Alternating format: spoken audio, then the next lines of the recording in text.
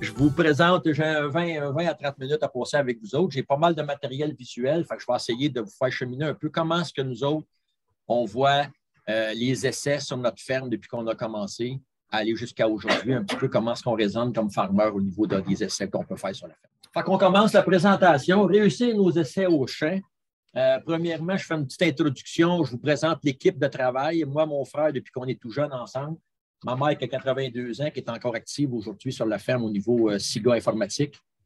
On cherche des façons de la remplacer tranquillement, mais là, on n'est pas encore capable de la remplacer au complet. Fait qu'elle est encore bien importante au niveau de la ferme. Une ferme familiale, en fin de compte, Céréales Bellevue, c'est 360 hectares en culture. On a 90 de nos surfaces qui sont en semi-direct. La balance, c'est du travail minimum. Une rotation équilibrée sur l'ensemble de nos surfaces par rapport aux répartitions aussi, maïs, légumineuses, céréales. Et à chaque automne, depuis déjà plus qu'une dizaine d'années, on a 90 de nos sols qui sont couverts. Là-dessus, il y en a 60 en couvert vivant, si je considère les hivers dans le couvert. Et le restant, c'est 30 au niveau des résidus. Ça, ici, c'est une petite illustration rapide pour partir de la présentation d'un genre de couvert qu'on a développé au fil des années. Vous allez voir des résultats tantôt un genre de couvert qu'on a à l'automne qui va arriver vraiment avant l'hiver. Ça va rester vivant, ça va mourir avec le gel. Ça va repartir le printemps suivant. On va être capable de faire un semi-direct de maïs là-dedans en étant capable d'utiliser entre 50 et 70 moins d'azote pour atteindre les mêmes rendements qu'avec une pleine fertilisation. Ça, c'est un autre exemple de couvert. Ça, c'est probablement notre couvert préféré. Là. C'est un petit peu moins spectaculaire parce qu'il n'y a pas de belles fleurs jaunes, mais ça, c'est quand on a notre stratégie blé d'hiver, on rentre tout le temps un trèfle au printemps en vasage. Lui, il va être en sous-couvert, puis dès que la récolte du blé va être faite, ce trèfle-là va s'installer, va pomper de l'azote de l'air, va explorer avec ses racines. En général, ça a 2 à 4 tonnes de matière sèche à l'extérieur, ce qui veut dire qu'on a facilement 2 tonnes de matière de racines en dessous pour être capable d'arriver avec des rendements de maïs derrière ces champs-là. Quand on parle d'essais à la ferme, nous autres, on a été catégorisés bien jeunes comme des essayeux. Il y a même eu des articles qui nous ont appelés comme ça. Aujourd'hui, on appelle peut-être ça l'innovation, mais on a été réputés pour être des essayeux au fil du temps. Il faut dire qu'on a un historique un petit peu particulier. Notre père est décédé, on avait 12 puis 13 ans. Fait que déjà très jeune, il a fallu se mesurer à quelque chose. On n'avait pas de barème sur la ferme pour faire de la grande culture. Fait qu'on s'est tout le temps mis. C'est sûr que les essais n'étaient pas aussi sophistiqués que ce qu'on fait aujourd'hui. Mais rapidement, très jeune, on est tombé dans un mode de maximiser nos ressources pour s'assurer que notre ferme a pu être rentable pour la famille à l'époque où est-ce qu'on était là, installé assez jeune sur la ferme. Ça fait bien longtemps qu'on pense en dehors de la boîte. Des fois, on pense en dehors de la boîte jusqu'à... Tantôt, il parlait de téméraire, mais on est allé aux 2 extrémités de l'éventail des essais qu'on pouvait faire. Ça n'a pas toujours été des réussites.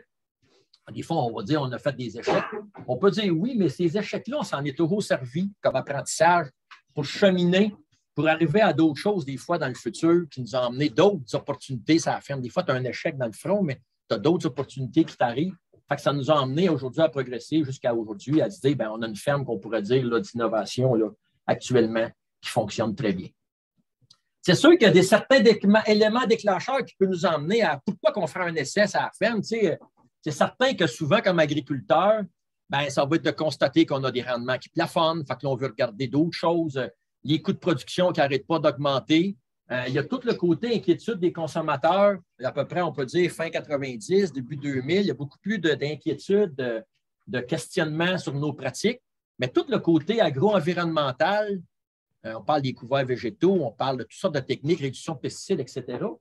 Bien, ça l'a emmené différentes étapes au fil d'une ferme de dire, bien, crime, on va l'évaluer, on va voir ce que ça donne pour aller dans cette direction-là, pour être capable d'être une ferme ou des fermes, quand on inclut tous nos confrères, bien, à l'image de ce que les consommateurs désirent avoir aujourd'hui comme agriculture. Fait qu'il a fallu s'adapter, faire des essais, puis faire rouler ça dans le champ pour que ça finisse par fonctionner. On peut dire qu'on a toujours eu une ferme assez collée sur l'agro-environnement depuis nos débuts. Mais on peut dire que fin 90, vraiment, on a vraiment défini l'agro-environnement comme une priorité pour tout notre développement qui nous a emmenés jusqu'à aujourd'hui, puis qui va l'être encore dans le futur là, pour les prochaines années. Fait que c'est vraiment devenu une priorité. Puis à chaque fois qu'on fait des mouvements au niveau de soit nos rotations, de nos choix de culture, etc., bien, on tient toujours en compte tout le côté. Puis l'agro-environnement, c'est vraiment large. Ça part de la réduction des pesticides jusqu'à la réduction des gaz à effet de serre, etc. Les défis qu'on a avec l'azote, d'en utiliser le moins possible, pas parce que ce n'est pas bon, mais d'être capable d'en utiliser moins. Il va y avoir moins de carburant à fabriquer ces azotes-là. Fait qu'indirectement, on va être, moi j'appelle ça low profile au niveau de tout ce qui est énergie. Parce qu'au bout de la ligne, on a toujours besoin d'énergie à quelque part, mais si on est capable d'être assez intelligent pour en prendre le moins possible, c'est structurant pour une ferme pour être capable d'être rentable dans le futur au fur et à mesure que le pétrole va toujours monter et il va être de plus en plus rare. Bon, on disait, on va parler de comment est-ce que tu fais tes essais, mais en fin de compte, tu sais, je me suis posé la question dans ma présentation, il faut trouver pourquoi on décide d'en faire des essais à la ferme aussi. En général, le premier item, c'est tout le temps de dire, bien, on veut améliorer notre système de production. Tu sais, en industrie, il y a de la R&D, il y a de l'innovation au niveau des façons de travailler en usine pour être plus efficace, tout le côté énergétique, le côté organisation des employés, puis la production aussi pour avoir un coût de production le plus bas possible.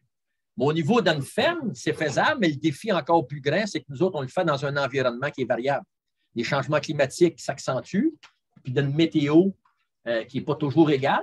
Fait que le défi est encore plus grand, d'où l'importance de faire des essais qui vont nous emmener avec des méthodes là, de travail qui vont être résilientes dans le temps, pas juste des résultats d'une année, puis 3 ans à manger nos bas pour recommencer. Fait qu'il faut être capable de structurer les essais qui vont nous emmener vers une certaine stabilité au niveau de la ferme. Puis souvent, bien, tu sais, une ferme, moi je dis tout le temps, c'est un pack d'amusement pour quelqu'un qui veut faire des essais. Il y en a à différents niveaux. On pourrait s'élargir sur l'éventail de tous les volets qu'on a à gérer sur une ferme. Bien, c'est sûr que souvent, à la base, on va parler souvent, les agriculteurs, on va aller vers le rendement parce que c'est sûr, on est payé à tonne, on veut du rendement. C'est souvent les premiers essais qu'on va faire. On va aller vers des essais de variété. Tu sais, il y a toutes les instances qui sont neutres pour évaluer tous les hybrides, toutes les variétés. C'est très bien fait. Les compagnies ont toutes des bons hybrides, des bonnes variétés. Sauf que quand tu as un système de culture qui est en dehors de la boîte, que tu utilises des maïs, que tu vas fertiliser moins en azote, il faut que tu essayes des hybrides chez vous qui sont, entre guillemets, efficaces avec l'azote, qui n'ont pas besoin de 300 en partant, qui est déjà un hybride qui va se contenter de 120, 130 unités puis qui va donner un excellent rendement. Fait que tout ça, c'est important à évaluer au niveau de la ferme. Il y a tout le côté efficacité générale, là. On parle de toute l'efficacité des équipements, utilisation du carburant. Quand on change de méthode en semi-direct, on utilise moins de carburant, etc. Se servir de nos vers de terre comme travailleurs, on les appelle nos esclaves, là, qui ne coûtent pas cher, mais qui vont remplacer des énergies qu'on prend beaucoup de pétrole. Tout le côté séchage des grains, éliminer le pétrole puis faire du séchage avec l'air, etc. Il y a le côté efficacité économique, la gestion des ressources puis des inventaires. Tu sais, les ressources, je vais vous parler de couverts végétaux tantôt, qu'on parle de plus en plus. Mais ces couverts-là, il faut les évaluer. Qu'est-ce qu'ils vont m'emmener dans mon système de culture? Fait que pour être capable, comme agriculteur, d'être sûr de dire, m'a fait 100 hectares comme ça, il faut que je commence par me trouver des endroits où est-ce que je vais faire des petits essais pour voir, je peux-tu mesurer qu'est-ce qui va me donner ce couvert-là pour ma culture qui s'en vient l'année suivante. Fait que c'est de là vient l'idée de pourquoi on fait des essais, mais c'est justement ça qu'on veut s'assurer de réussir pour qu'après ça, on puisse le faire sur l'ensemble de la ferme. Tout le côté performance environnementale, là, on élargit ça là, par les bandes riveraines, les haies brise-vent. Choisir un arbuste, on veut un arbuste qui ne fait pas trop d'entretien, on veut qu'il attire les insectes, on veut qu'il attire les oiseaux. Mais au début, on ne les connaît pas. Là. Dans les années 2000, là, on se faisait proposer des arbustes qu'on ne connaissait pas trop, on en a planté. Il y en a qu'on aime, il y en a qu'on n'aime pas parce que ça prend trop d'entretien. C'est niaiseux, mais avec le temps, ça devient comme des essais. On dit, OK, ceux-là, je ne les aime pas, j'aime mieux planter ça, parce que ça va être plus efficace. Mais on s'entend tous, tu as une bande riveraine. Déjà là, que quand on s'en soucie pour installer des insectes, des oiseaux dessus, puis de la biodiversité, c'est déjà un très grand pas. En plus, il faut les entretenir. Fait qu'il ne faut pas l'entretenir pour le départ. Mais on s'attend tous qu'à un moment donné, on ait un congé, puis qu'ils sont capables d'aller à l'école tout seul, puis on ne s'en occupe plus, parce que sans ça, s'il faut tout aller tailler les petits sables à tous les 2-3 ans pour avoir nos fruits, on va mourir dans le champ, on ne se rendra pas là. Fait qu'on veut de quoi qui est indigène, qui va rester en place longtemps. Comme agriculteur, on a toujours le défi de produire plus, mais on se dit on va produire encore plus, mais mieux. Pas parce qu'on ne faisait pas bien avant, mais qu'est-ce qu'on peut faire mieux avec les technologies qu'on a, avec les connaissances, les équipements qu'on a. Si on fait des essais, puis on rentre dans le système, puis on fait attention puis on focus sur l'intérieur de tout ce qui se passe à la ferme, on est capable de faire mieux. Ça fait partie de nos objectifs sur la ferme. Il y a différents facteurs de réussite qui vont nous emmener à pourquoi il y en a. Je connais plein de gens, parce que moi, je me promène dans différents cercles un peu d'innovation. Je connais un paquet d'agriculteurs qui c'est des gens allumés. Souvent, c'est des gens qui sont curieux, flexibles, puis qui cherchent tout le temps les limites. Il y en a que c'est naturel, puis il y en a d'autres, pour qu'ils soient curieux, il faut les rendre curieux. Tu sais. S'il y a une présentation à quelque part qui donne une certaine curiosité ou une recherche qui a été sortie, puis que ça tétille la curiosité de l'agriculteur, il va s'intéresser, lui. Souvent, comme agriculteur, je dis tout le temps, nous autres, là, on fait déjà 100-120 heures par semaine l'été. Quand on commence à décider si on fait un essai, il faut qu'il y ait une carotte au bout. T'sais, on voit une conférence, on dit hey, ça, c'est intéressant. On veut passer, nous autres, du point A au point D. On veut savoir comment ça se fait et c'est quoi le résultat. L'entre-deux, là, on aime tout ça, là, les mycorhizes, toute la description biologique de ce qui se passe en dessous de nos bottines. On veut le comprendre, mais à l'étape 1, quand l'agriculteur voit une présentation, un résultat de recherche, lui, il regarde, ça s'applique-tu chez nous? Puis je peux-tu penser faire ça? Puis je peux-tu arriver à tel résultat dans le temps de temps? Souvent, on pense de même, on pense vite. Fait que, quand on est rendu là, après, il faut être assez réaliste pour se mettre des objectifs qui sont raisonnables. Souvent, en tant qu'agriculteur, pourtant, on est en agriculture, on sait que c'est long. Améliorer un sol, c'est long. Ça prend une rotation complète, je dirais même 2, avant de commencer à voir. Fait que si tu as changé d'une alternance de culture pour aller avec une rotation à 3-4 familles de plantes, ça prend minimum 2 rotations, ce qui veut dire, s'il y en a 3 plantes, c'est 6 ans avant de commencer à avoir des effets visuels. Fait qu'il faut se donner des objectifs qui sont réalistes. Il y a certains essais qu'on peut avoir des résultats assez rapides. Ceux-là, c'est ceux qu'on souvent les plus curieux, qu'on est les premiers à y aller. Mais les essais qu'on a à faire pour la pérennité ou pour la résilience du sol, le taux d'absorption de l'eau pour passer les sécheresses, etc., c'est sur du plus 3 puis 6 ans, ce qui veut dire que dans notre tête, comme agriculteur, avec le chercheur ou avec les agronomes avec qui on est, il faut se faire un plan d'action qui reflète ça, sans ça, on va être déçu rapidement. Après ça, qu'on a réussi ça, on va planifier l'essai. C'est arrivé souvent, là, on le réalise, on est habitué maintenant, ça va faire, mais il faut documenter les étapes une à une. Puis en documentant les étapes, c'est pour ceux qui te manque un tracteur, qui te manque une histoire, qui te manque un outil, qui va peser ça? Il faut toutes les faire sur papier. Parce que si c'est une question qui va se faire au semis, quand on va arriver dans le champ, le chiard va pogner, face soleil, la pluie s'en vient de main, ils vont être au bout du champ, puis on cherche le morceau ou le shaft qu'on veut changer pour enlever de l'engrais, pour pas en mettre, il est déjà main. Ça va foirer, c'est sûr, ça va arrêter là. Fait qu'il faut s'assurer que toutes ces étapes-là sont bien déterminées avec soit le chercheur ou l'agronome avec qui on travaille. Il faut se faire un plan visuel aussi pour faciliter. Moi, je dis tout le temps, ça prend un dessin. Pas parce qu'on est sans dessin, mais c'est parce que ça nous prend un visuel pour que moi, je me comprenne, mais que je sois capable de le passer à mon opérateur, mon frère qui est sur le sommaire, puis à l'autre qui est à l'autre place, pour avoir un schéma qui va être visuel, qu'on va se centrer dans le champ. On va savoir vraiment toutes les tâches qu'on a à faire. Ça a l'air niaiseux à l'étape 1, mais ça nous prend ça pour être capable d'être efficace. C'est détailler tout l'équipement que ça prend. On pense souvent au tracteur, puis j'ai trouvé ma machine. Des feuilles de papier, une calculatrice, une petite balance, un tape à mesurer. Nous autres, on a ça derrière nos tracteurs, une petite boîte de plastique. Il y en a 2 tracteurs qui ont tout ça déjà, parce qu'on fait régulièrement les essais. Mais quand c'est un essai qu'un agriculteur décide de faire, parce qu'il a vu le pad, il veut faire de quoi de nouveau, il faut que quand tu fasses son projet, qu'il pense tout de suite à ça. Parce que là, si tout l'équipement est dans le champ, sont 3 gars-là, ils font du pick-up 4-5 fois tout l'avant-midi, ils viennent chercher une règle, une calculette, un cossin, ça va être irritant. Puis à la fin, il faut se trouver une façon de mesurer les résultats. Comme agriculteur, on veut des résultats. Là, ce que je vais vous illustrer, c'est qu'il y a des choses que c'est difficile de mesurer les résultats. Tu sais, quand on fait une bande riveraine, qu'on insère une bande riveraine plus large, qu'on met une plante pour les insectes, on voit une abeille, mais c'est difficile de mesurer. Ah, on voit ça, mais tu sais, comment est-ce que ça me donne d'avoir fait une bande riveraine de 6 mètres ici, puis un autre 6 mètres d'une culture pour intégrer des insectes? C'est plus dur à vendre pour un agriculteur parce que c'est un petit peu abstrait, c'est la beauté de la photo qu'on met sur Twitter et Facebook, mais au-delà de ça, on ne le sait pas. Mais les gens du laboratoire vivant avec qui on travaille depuis 3 ans, qu'on a expérimenté ça, puis ça, c'est bien le fun parce qu'eux autres, ils ont mis des équipements et de l'observation pour nous donner ce qu'elle nous donnait à notre fameuse bande riveraine que je viens de vous montrer. Tu sais, ils nous ont dit, hey, dans ta bande riveraine avec tes fleurs, tu as, je ne me rappelle plus, c'est 30 plus d'espèces d'insectes. Il y avait plus de variétés d'insectes que où est-ce qu'il n'y avait pas de fleurs. J'avais une grande variété, puis plus d'insectes comptés. Ils sont capables de les compter avec le petit audiomètre. Ça s'appelle comment? Un petit appareil numérique là, à batterie qu'ils mettent là. Ils sont capables de savoir le nombre d'espèces d'oiseaux qui viennent au bout du champ.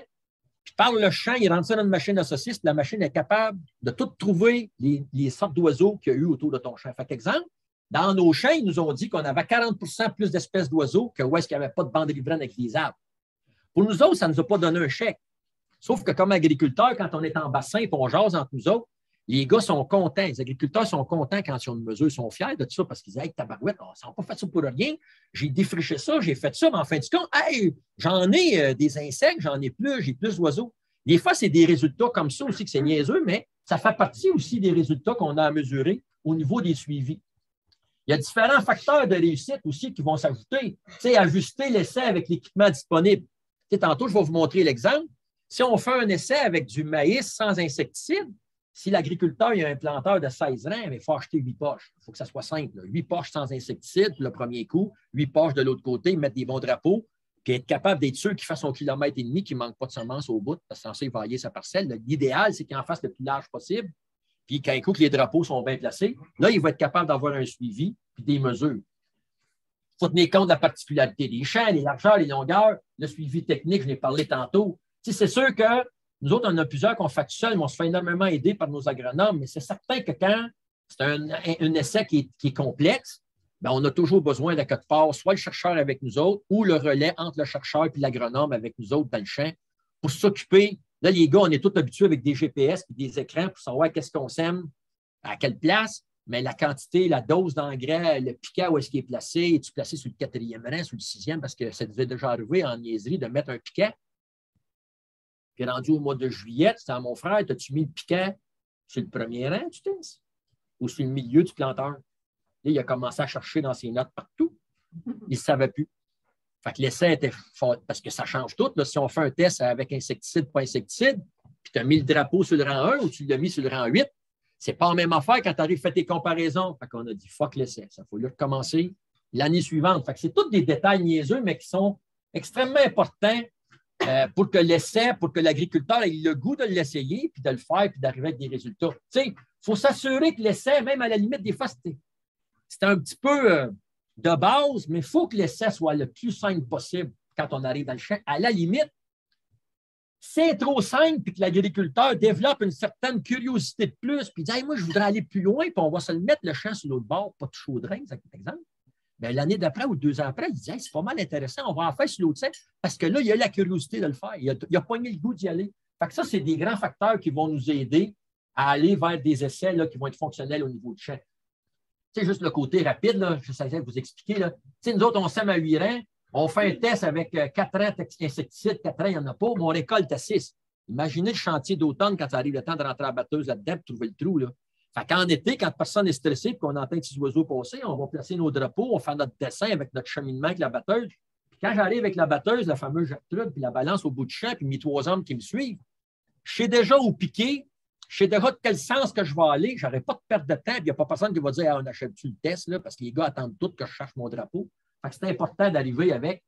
Puis tous ces essais-là, par rapport aux insecticides semences, on a commencé en 2012 à faire des essais.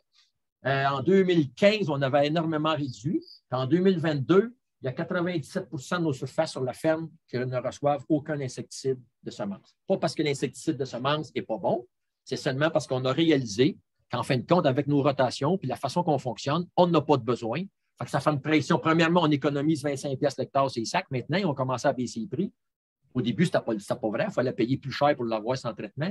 Là, maintenant, il y a un rabais pour ne pas avoir le produit. Puis en même temps, on met moins de pression sur nos cours d'eau par rapport à la perte qui est vraiment reconnue par rapport aux insecticides de semences.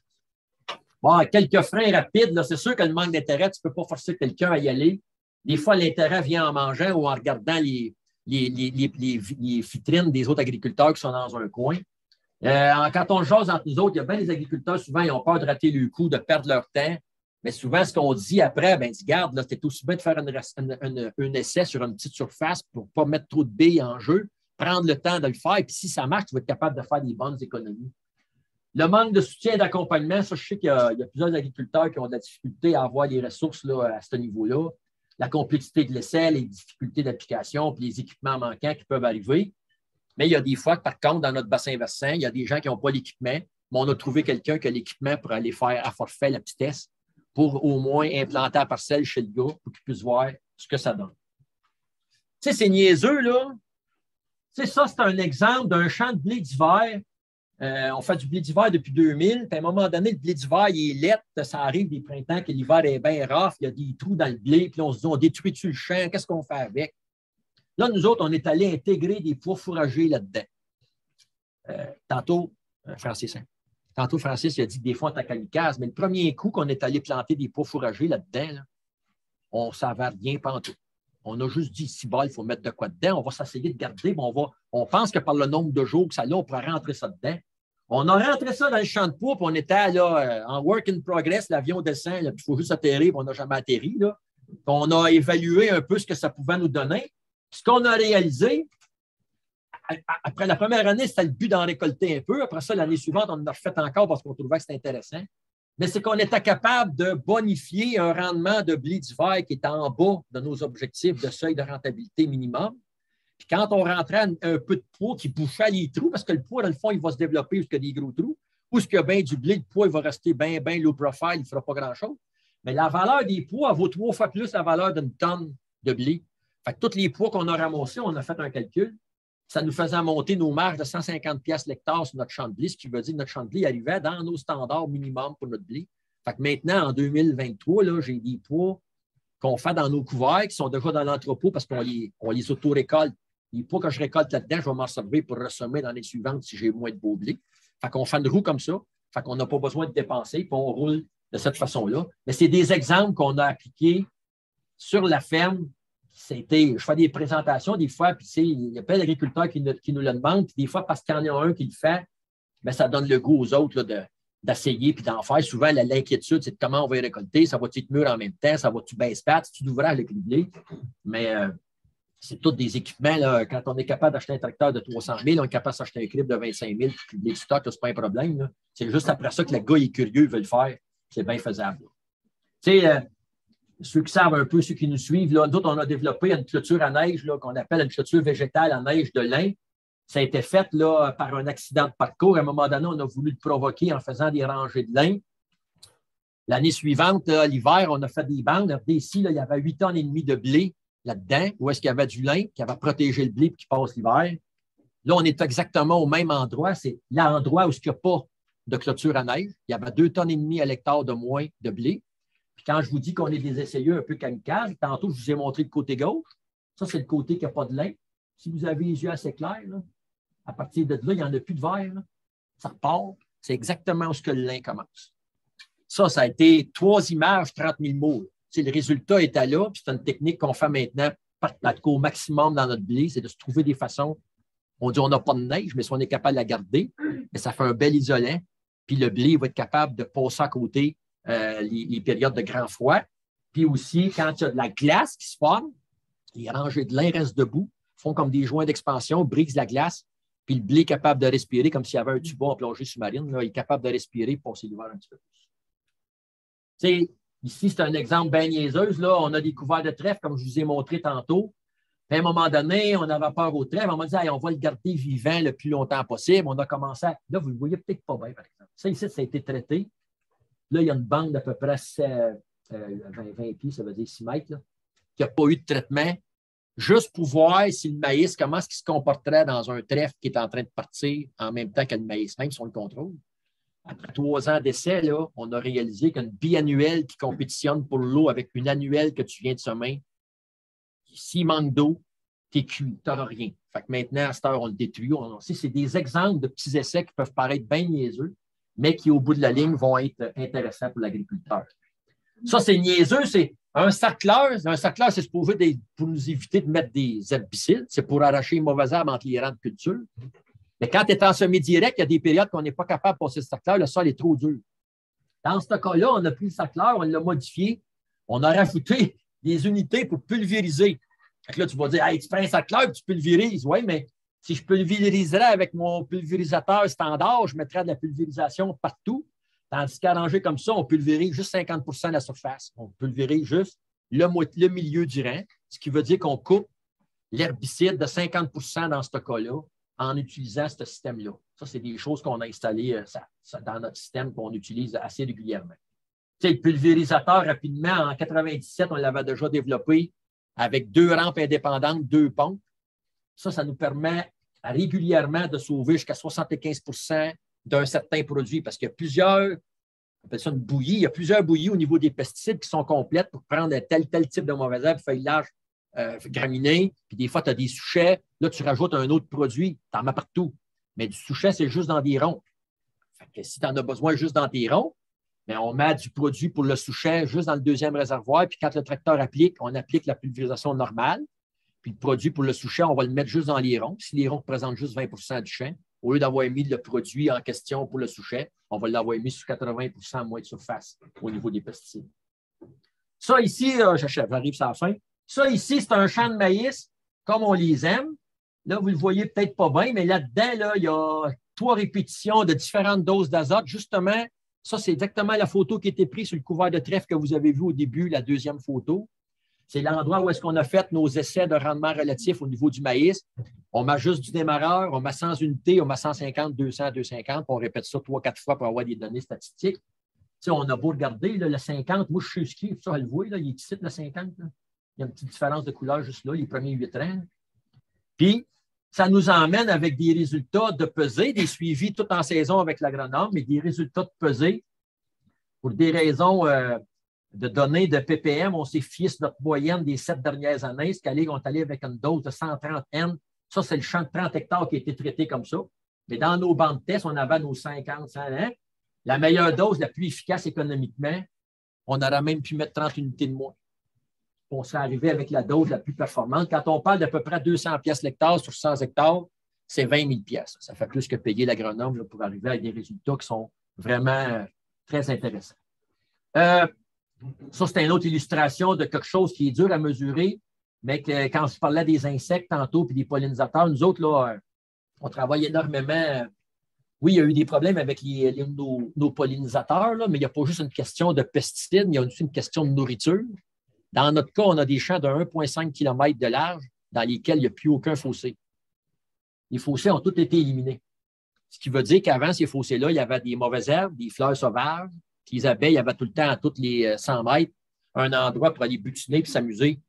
Ce qu'on est en train d'essayer de faire, mais qu'on réussit présentement, c'est qu'on a créé, c'est pas un fossé, mais c'est une culture, on appelle ça des cultures à fleurs, qu'on a intégrées au travers du 1,5 km. On a 14 bandes de différentes plantes, tournesol, sarrasin, canola, lin, qui vont fleurir à différentes périodes, qui vont nourrir nos insectes, autant sur la bande riveraine par les aménagements que je vous ai montrés tantôt, que les intégrations de culture en plein centre des champs pour faire de l'espace pour les insectes avec de quoi aller butiner.